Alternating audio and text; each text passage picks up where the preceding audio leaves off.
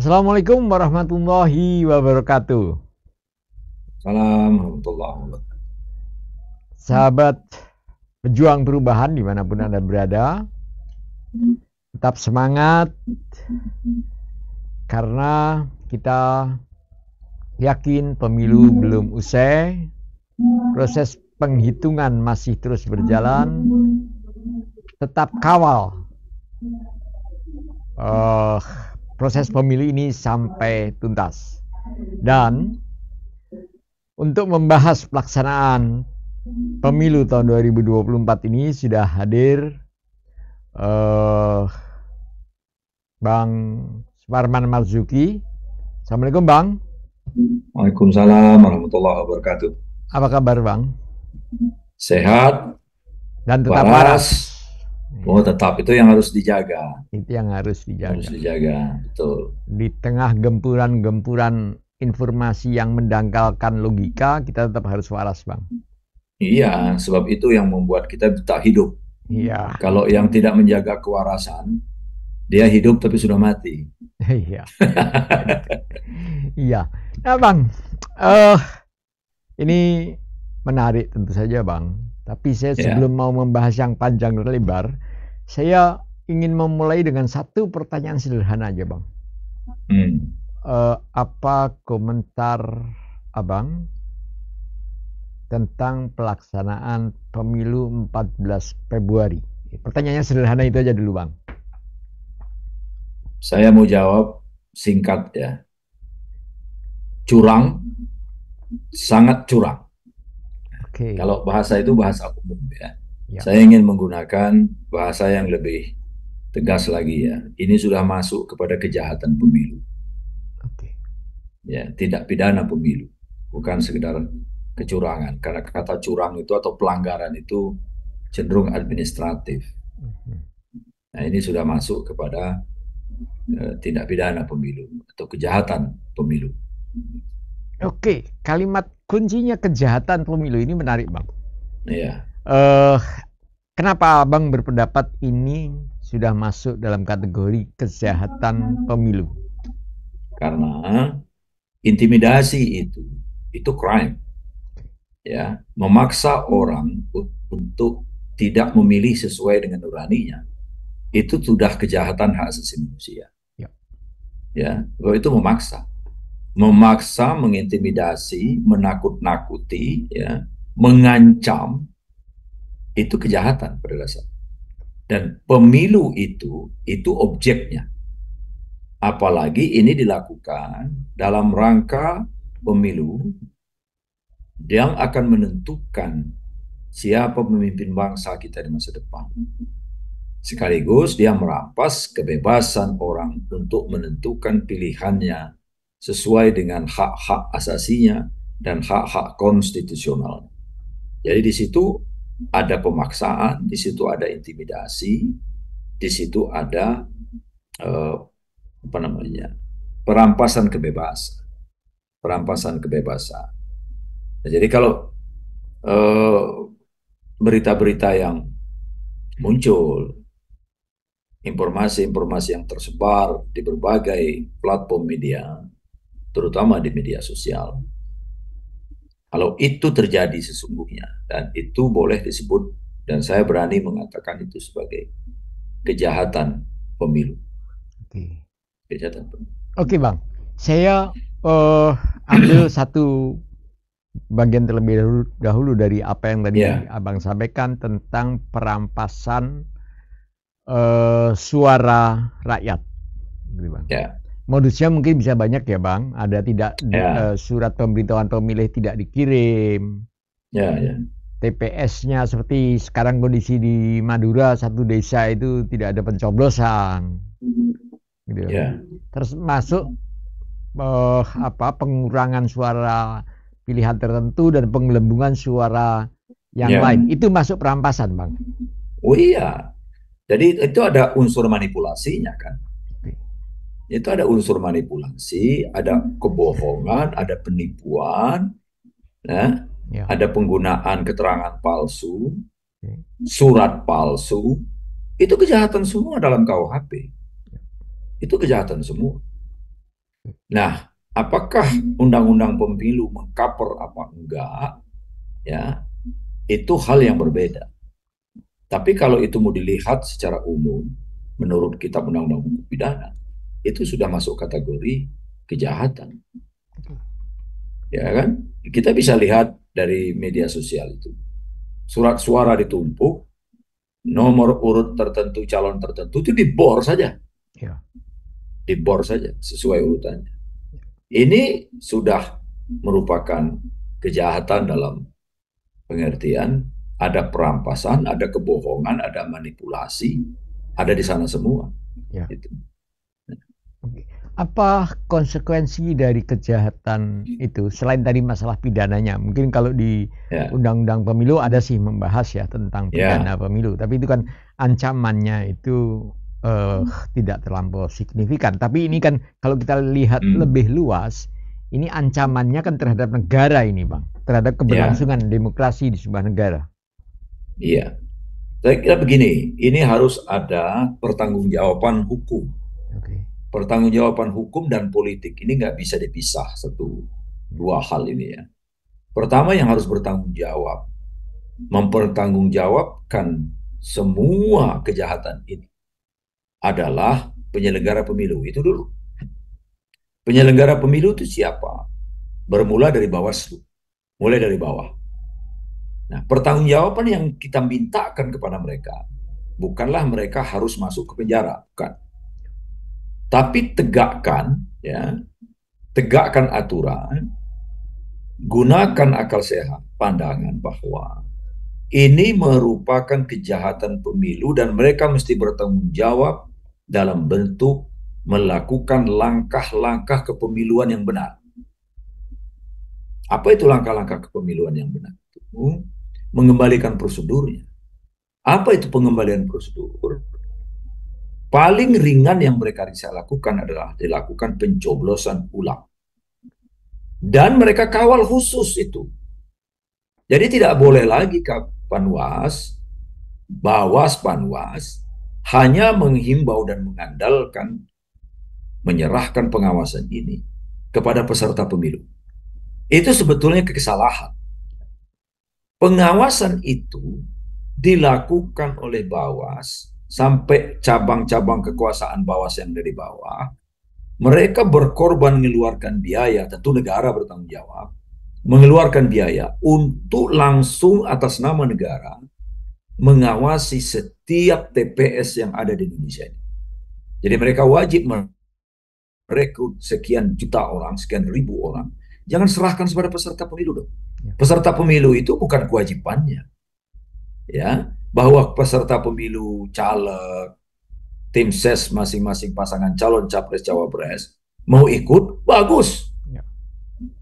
Itu bagian dari accountability mereka dalam rangka menjaga surat suara, menjaga penghitungan agar fair. Tetapi yang di depan bertanggung jawab atas kejahatan ini adalah pertama Bawaslu. Itu yang paling ringan yang harus mereka lakukan.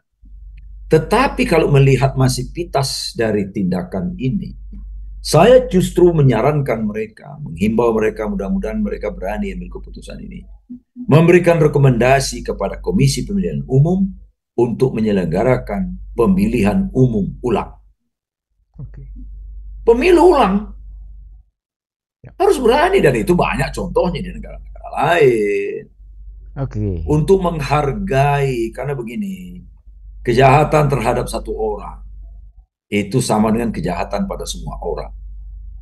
Perampasan hak pilih pada satu orang sama halnya dengan perampasan hak pilih pada semua orang. Cara pandang ini harus dibangun. Ya. Kalau tidak, kita selalu menyederhanakan masalah. Itu kan cuma satu. Itu kan cuma sekelompok. Oh, itu kan cuma satu dusun. Ya. Kebiasaan di Indonesia begini nih. Ini yang harus dimulai dikikis agar kita punya komitmen pada kebenaran. Itu total. Itu. Oke, Nggak Bang. boleh ya. Bawaslu kemarin juga sudah merilis ada sekian banyak problem di TPS. Ya. Ya, dengan berbagai modus-modus pelanggaran pemilunya. Bahkan tadi Bawaslu juga mengatakan meminta KPU untuk transparan terhadap rekapitulasi. Menurut Abang, pernyataan-pernyataan KPU yang hanya melempar masalah seperti itu ya, ada sekian kecurangan, ada sekian pelanggaran hak-hak dan sebagainya, itu sepertinya Bawaslu tidak tegas mengatakan harusnya seperti apa gitu, Bang. Itu dia. Mereka sudah merilis. Itu artinya mengakui Ya. kebenaran, fakta, informasi, berbagai penyimpangan, kejahatan pemilu di berbagai tempat. Bahkan ribuan TPS. Rekomnya harusnya tegas merekomendasikan kalau memang Bawaslu itu produk kekuasaannya itu adalah rekomendasi. Ya mereka rekomendasikan kepada Komisi Pemilihan Umum untuk melakukan minimal, ini minimalis nih, pemungutan suara ulang. Tapi kalau kejahatan ini berlangsung di berbagai tempat dengan variasi kejahatan yang bermacam-macam itu, untuk membangkitkan kepercayaan publik, memulihkan martabat pemilu sebagai instrumen demokrasi, sebaiknya mereka, yang paling tepat menurut saya adalah merekomendasikan kepada Komisi Pemilihan Umum untuk melakukan pemilihan umum ulang. Sebab di KPU itu ada kesalahan besar. Mereka melansir satu sistem. Apa namanya sistem itu? Kawal pemilu. Sirekap. Sistem Sirekap. informasi rekapitulasi. Iya, saya dengar informasinya sistem itu belum siap. Nah, kalau ini benar, bukan karena diterjang oleh kekuatan IT dari lawan atau IT dari paslon tertentu, bukan. Kalau itu bukan karena itu. Kalau benar penjelasannya bahwa sistem itu belum siap untuk dilaksanakan, ternyata jebol. Salah rekap, jumlah pemilih yang tercantum di sistem itu memenangkan paslon tertentu, ya kan? Ya. Melebihi TPS-nya. Saya agak ragu ini. Ya. Kenapa enggak 03 atau 01 yang melebihi? Angkanya di situ semua kok. Ya. Coba perhatikan. Angka yang melebihi jumlah pemilih di TPS itu 300 menjadi 600 sekian, ada dinumpuk di 02. Saya bicara terus terang aja deh. Ya. Kenapa kok nggak ada di TPS itu yang numpuknya di 01, numpuknya di 03 gitu? Ya. Atau kalaupun ada, kenapa mayoritasnya numpuk di 02? Saya tetap mencurigai ya bahwa memang ada intervensi teknologi juga. Tapi oke lah, anggap saja KPU belum siap, IT itu belum siap, lalu dipakai dan menimbulkan kegaduhan, menimbulkan kekeliruan dalam perhitungan. KPU nggak bisa bilang, oh mohon maaf, sistem ini ternyata belum siap. Enak saja ngomong begitu. Ya, bertanggung jawab kita. Oke, sistem itu kami cabut dan dinyatakan tidak berlaku. Mulai hari ini kami nyatakan sistem itu tidak berlaku dan jangan pernah dianggap ada. Itu satu. Dan kami akan kembali ke real count manual. Atau itu sangat minimal. Atau menjelang, tentu tidak besok pagi kita mengharapkan KPU menyatakan pemilu ulang akan dilakukan. Ya, masih ada beberapa waktu. Harapan kita, pikiran saya, mudah-mudahan KPU ini berpikir ke arah itu nih.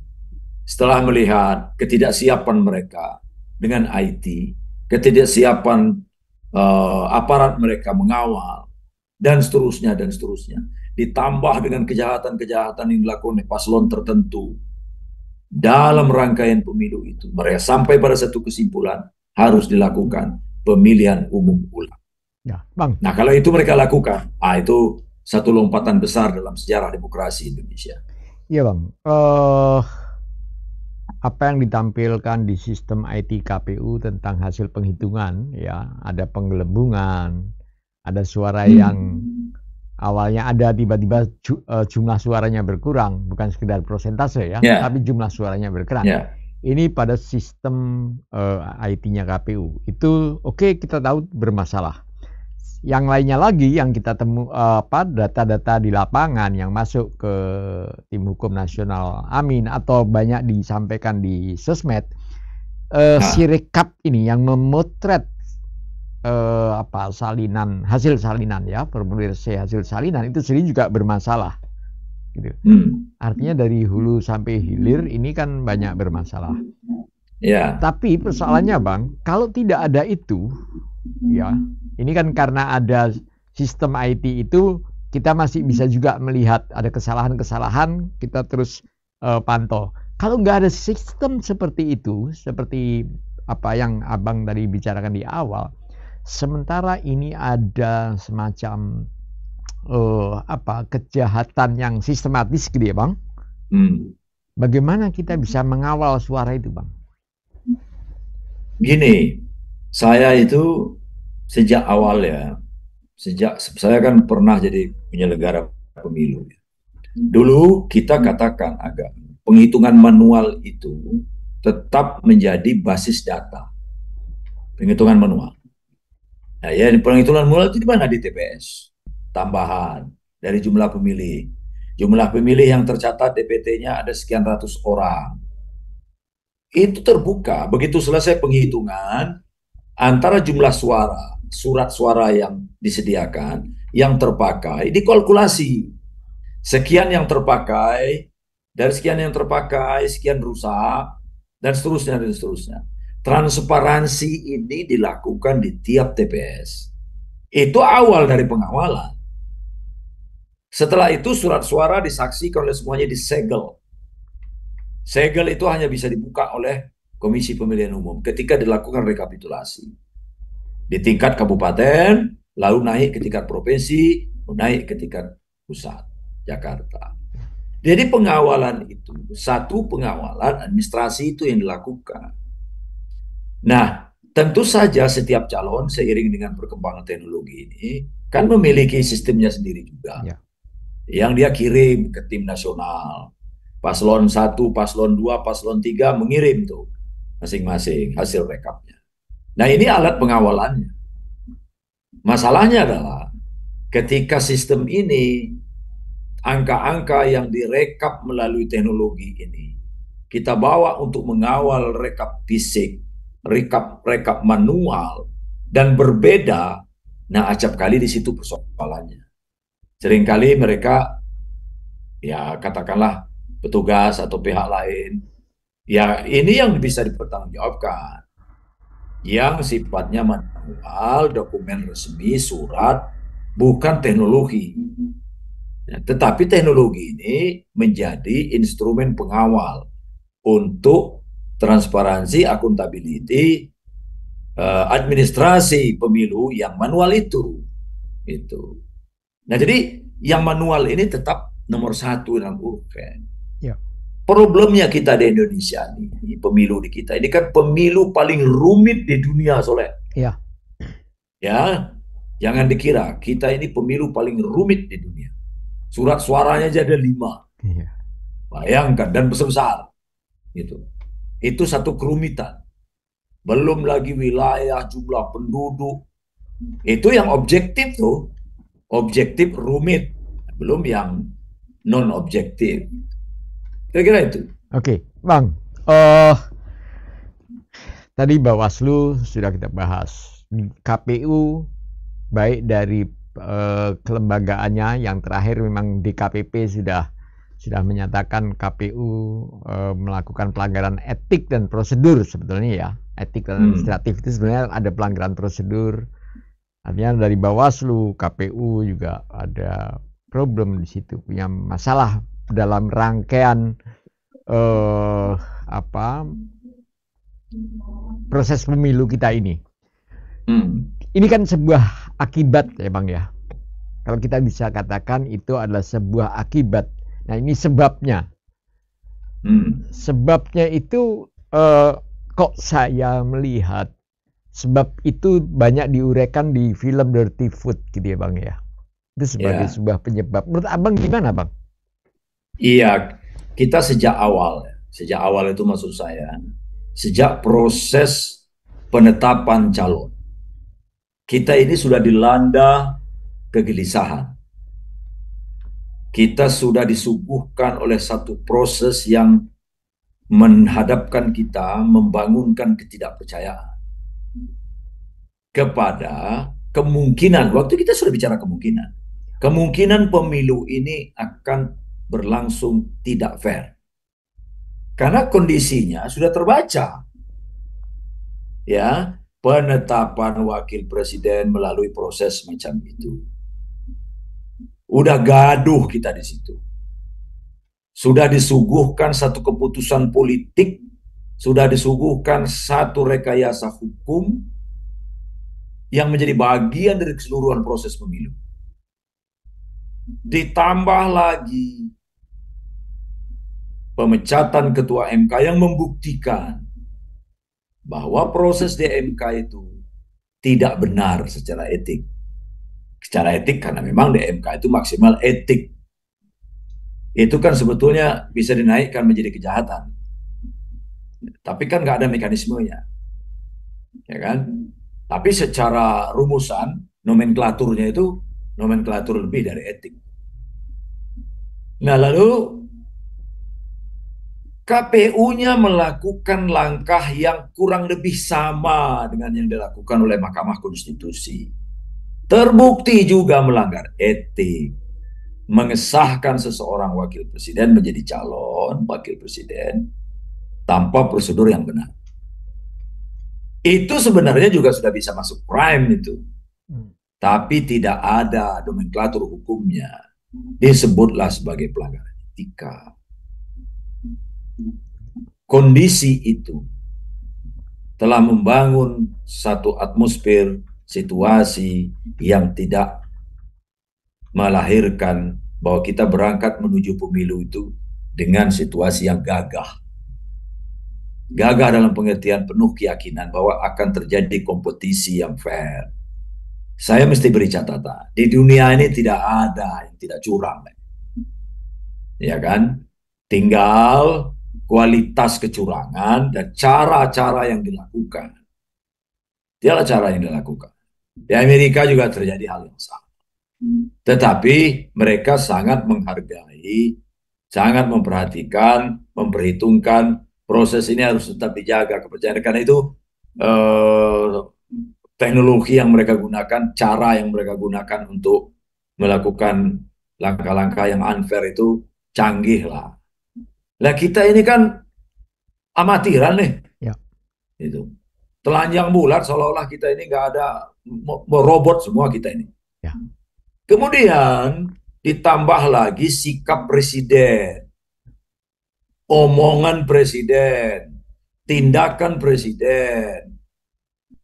Akhirnya kita berkeyakinan pemilu ini tidak akan berjalan fair. Nah, apa yang disajikan oleh teman-teman di film dokumenter Dirty Ford itu terbukti bahwa seluruh cerita yang mereka bangun di dalam film itu mengantarkan kepada perbincangan kita 3 hari ini. Apa perbincangan kita 3 hari ini? Perbincangan mengenai rangkaian pemilihan umum yang gila-gilaan. Bukan gila-gilaan ya. Gila-gilaan itu nggak gila, tapi gila bener. Ya. Gitu. Ya kan? Gila-gila itu kan nggak gila tuh, sama dengan kebut-kebutan gitu kan. Tapi ini benar-benar saya sudah ingin kembali lagi dengan terminologi kejahatan yang dipertontonkan, kejahatan yang dipertonton. Oke. Nah, kalau tadi Abang juga sudah uraikan tentang bagaimana proses awal pemilu tadi ya, yang dimunculkan dengan baik di Dirty Food gitu ya Bang ya. Itu kan pada akhirnya terbukti dalam pelaksanaan Pilpres ini. Saya berandai-andai Bang, seandainya ini nanti ya ada pihak menggugat hasil pemilu ini ke MK. Sementara MK masih pakai paradigma lama. Ya. Selisih suara. Seperti mahkamah kalkulator kan ya. Ya. Nah, akhirnya proses ini tidak dilihat oleh MK. Proses pelanggaran-pelanggaran yang bertubi-tubi itu tidak dilihat oleh MK, hanya berdasarkan angka. Apakah fair, Bang? Ya, saya sangat berharap MK sekarang ini melahirkan jurisprudensi hukum. Oke. Ya, jurisprudensi hukum dengan membangun satu penemuan hukum, persepsi hukum baru, paradigma hukum baru yang progresif, yang kritis, yang sangat diperlukan untuk menjaga proses hukum dan demokrasi ke depan ini berjalan baik. Apa yang mesti mereka lakukan? MK keluar dari kerangka normatif yang dibangun selama ini. Mereka mesti harus jadi betul-betul suara konstitusi. MK itu bukan semata-mata seonggok gedung yang berada di Merdeka sana, Jalan Merdeka sana. Tapi dia adalah ruhnya konstitusi. MK itu nyawanya konstitusi. Konstitusi itu mesti dibunyikan. Konstitusi itu mesti ruhnya dihidupkan. Melalui apa? Melalui putusan, pertimbangan dan putusan Mahkamah Konstitusi. Apa yang mereka lakukan harusnya? Harusnya mereka keluar dari itu dan melihat prosedur, proses sebagai yang paling penting daripada hasil. Ya, prosedur ini mereka letakkan yang paling penting. Prosedur apa? Prosedur demokrasi. Prosedur pemilu. Prosedur pemilu ini yang mesti mereka lahirkan, mereka jadikan pertimbangan untuk menetapkan apabila terjadi pelanggaran terhadap prosedur, terhadap proses, maka seluruh hasil pemilu dinyatakan batal dan tidak ada pilihan lain. MK memerintahkan kepada KPU, kepada negara untuk dilakukan pemilihan umum ulang. Nah, ini terjadi di Austria. Terjadi di Kenya. Ya. Itu juga terjadi di beberapa negara lain. MK-nya melakukan terobosan semacam itu. Jadi jangan lagi terperangkap dengan menyidangkan sengketa hasil. Ya. Saya kira para anggota parlemen yang merumuskan itu dulu menyesal sekarang ini. Ya, menyesal sekarang. Kenapa kok MK itu dikecilkan tugasnya sekedar menghitung-hitung? Saya kira ini bukan pekerjaan MK yang begini. Itu pekerjaan KPU itu. Ya, pekerjaan KPU menghasil selisih-selisih itu. Oh, ini selisih sekian persen. Oh, ini 2 putaran, ini 1 putaran. Pekerjaan KPU. Ya, ya. Pekerjaan MK itu, kewenangan MK itu polisi kenegaraan. Parameternya konstitusi mereka, ya? Iya, menegakkan konstitusi, menafsirkan konstitusi. Konstitusi itu disebut sebagai living constitution. Konstitusi yang hidup. Siapa yang menghidupkannya itu? Bukan parlemen. Yang menghidupkan hukum itu hakim. Yang menghidupkan konstitusi itu hakim MK. Nah, harapan saya MK akan masuk ke situ. Ya.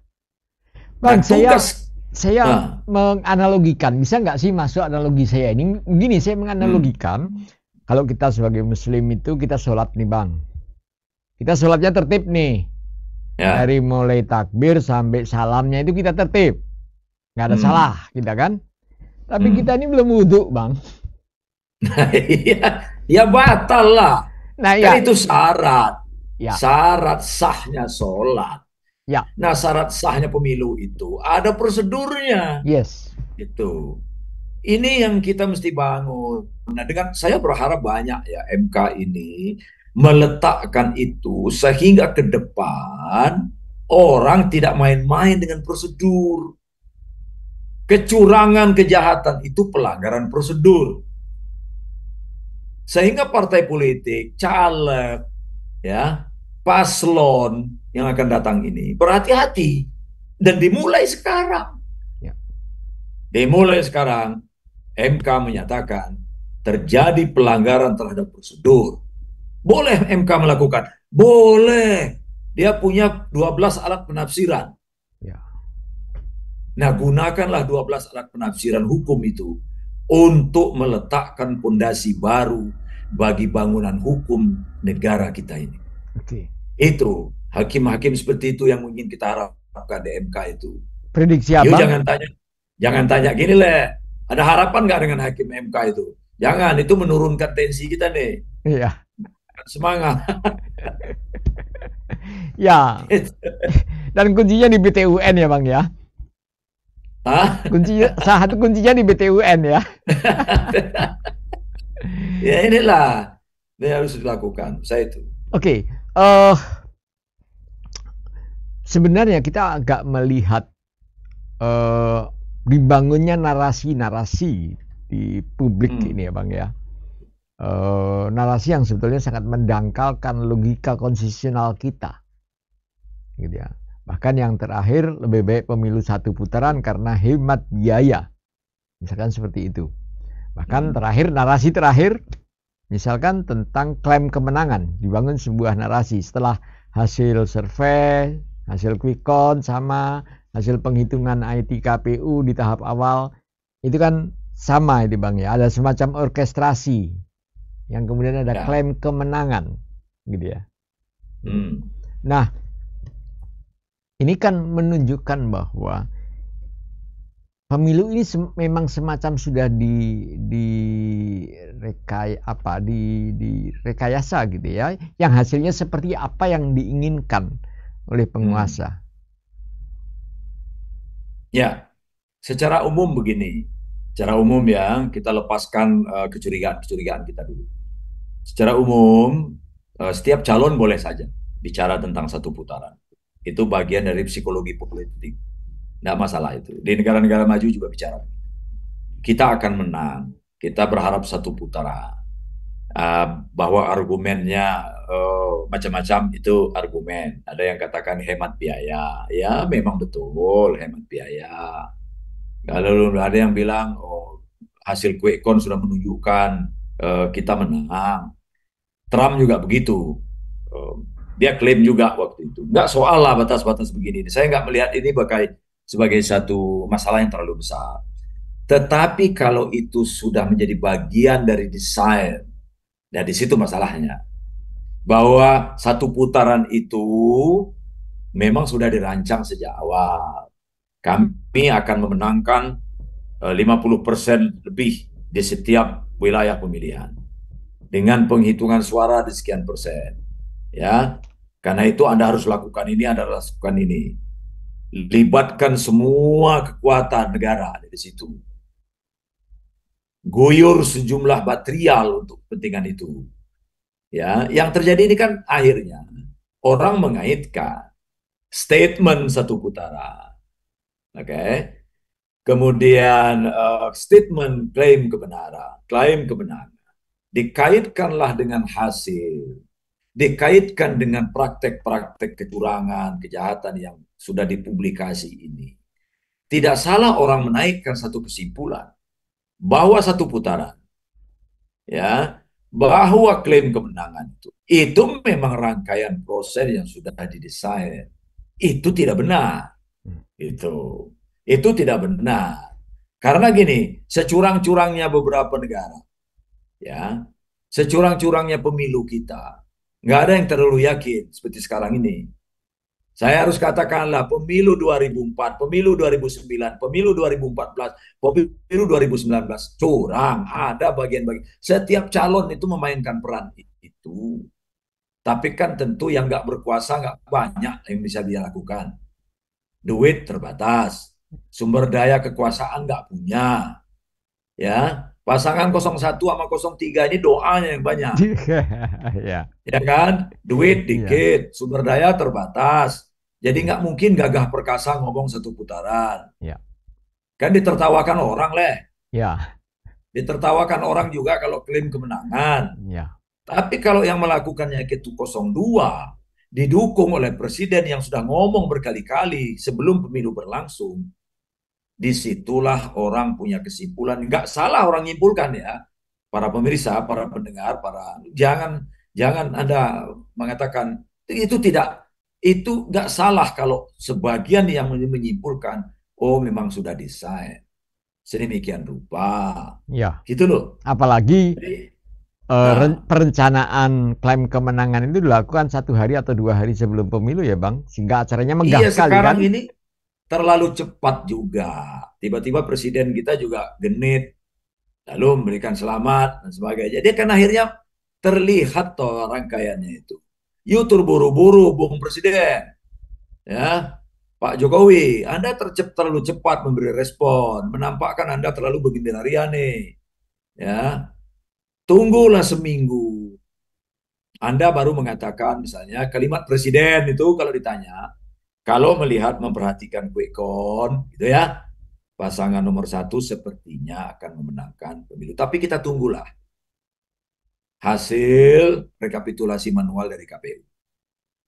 Yang ngucapin selamat dulu. Ya. Nah ini nggak bijak dia. Akhirnya menjadi makin tampak bahwa dia menjadi presidennya calon tertentu. Bukan menjadi presidennya seluruh rakyat Indonesia ini. Ya inilah soalnya memang memang kematangan sebagai negarawan itu butuh waktu. Iya. Ini orang ini kan sulapan nih, Iya. ya disulap dari sini menjadi ini, dari ini menjadi ini disulapan semua. Akhirnya kematangan kenegarawannya itu nggak muncul. Ya, Gitu. akrobat-akrobatnya luar biasa ya Bang ya. Iya, Walaupun sebagai orang Jawa ada istilah ngono ya ngono ning aja ngono. nah iya, Ya kan. Ya oke nampaknya. lah, Anda mendukung is oke lah. Tapi jangan nampak gitu kan ya. Gitu. Nah ya itulah bagian dari cara menghargai rakyat, cara menghargai negara, cara menghormati konstitusi. Ya, dia sebagai presiden, sebagai kepala negara itu mulai dari lirikan matanya itu dibaca orang, sampai sisir rambutnya pun dibaca orang. Kalau sisirnya Pak Jokowi itu tiba-tiba berubah dari Hmm. beralir ke kanan atau ke belakang, itu pun akan ditafsir orang kemana-mana. Iya, Jadi mesti dia jaga. Dia betul. nggak boleh salah omong, nggak boleh salah kedipan mata, itu karena dia ini harus menjaga negara ini, menjaga keutuhan bangsa ini. Gitu. Oke, Bang. Ini dia, Em, dari berbagai pelanggaran-pelanggaran yang tadi sudah kita diskusikan atau sebelum-sebelumnya juga sudah kita banyak diskusikan. ya, Sekarang setelah Pilpres ini, eh, apa yang harus dilakukan? Mungkin pertama apa yang harus dilakukan oleh Presiden ya, melihat kondisi seperti ini?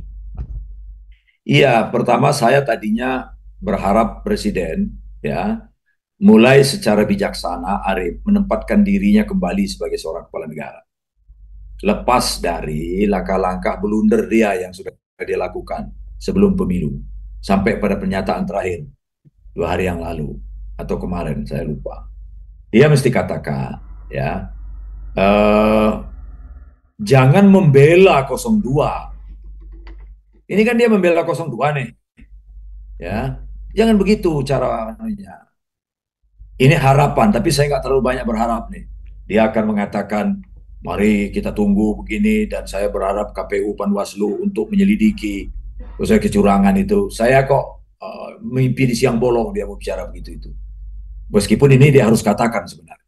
Dia memberikan dukungan politik, dukungan moral kepada penyelenggara untuk menegakkan ketidakberesan ini menjadi beres.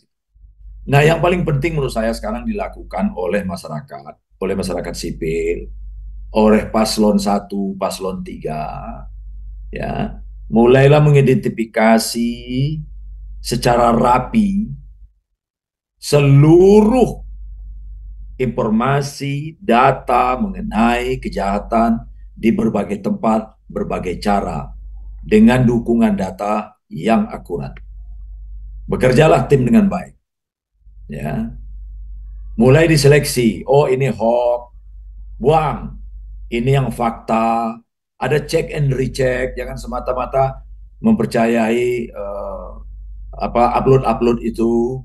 Karena ini tim ini bekerja profesional, turun betul ke lapangan. Sekarang inilah pekerjaan itu. Saya nggak tahu apakah tim 01, tim 03 justru mengalokasikan anggaran cukup besar sekarang ini untuk melakukan pendataan yang akurat sampai ke TPS. Sampai ke TPS. Sekarang ini bekerja. Waktunya masih cukup sebelum ditetapkan tanggal 20 Maret. Cukup banget kalau mau. Ya. Ya, data betul, lalu lakukan analisis. Pendekatan analisisnya bukan analisis politik, tapi analisis hukum. Kacamata hukumnya adalah kacamata hukum pidana dan kacamata hukum pemilu. Dan seterusnya, dan seterusnya. Inilah yang akan dilakukan sebagai material bagi proses hukum dan proses politik yang akan datang. Jadi kalau tim 1, tim 3 ini nanti 01, 03 sampai pada satu kesimpulan, ini tidak layak untuk sekedar dilakukan pencoblosan ulang, tidak layak. Misalnya, harus keberanian 01 dan 03 untuk menyatakan ini mesti pemilu ulang. Nah, tapi kondisi 01 dan 03 ini kan berbeda. Ya. Ya kan? 01 masih punya peluang. Nah, kalau ini masih dimungkinkan, dorong, pertimbangkan aspek-aspek itu. Nah, ini lepas dari dukung-mendukung, tapi kita ingin ya proses pemilu itu ditegakkan secara fair. Bawaslu dan KPU mulai fairness di sini. Ya, tolong gali kembali, tumbuhkan kembali kepercayaan meskipun kalian itu anggota KPU sudah dijatuhi pelanggaran etik, ya. Silakan dibersihkan pelanggaran etik itu. Dengan menunjukkan Anda nggak dibeli nih sekarang. Anda tidak disandra sekarang ini. Makanya jadi anggota KPU, jadi anggota Bawaslu itu bersih-bersih diri. Kalau Anda punya catatan belepotan dengan catatan, Anda nggak bisa ngomong. Mudah-mudahan didengar nih. Ya. Oleh anggota Bawaslu, anggota KPU pusat sampai ke daerah itu. Makanya bersih. Kalau bersih Anda nggak bisa diapa-apain. Ya. Tapi kalau belepotan ngeteletong ya.